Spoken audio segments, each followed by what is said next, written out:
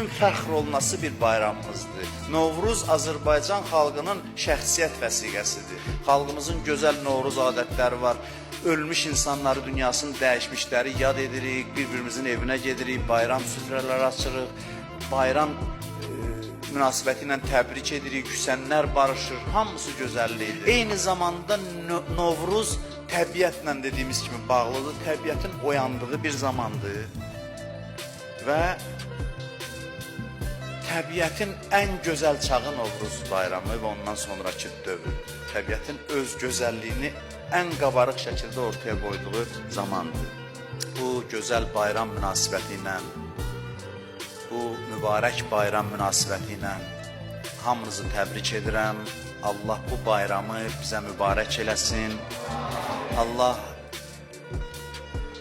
gələn günlərimizi, keçən günlərimizdən xeyirli, faydalı eləsin inşallah.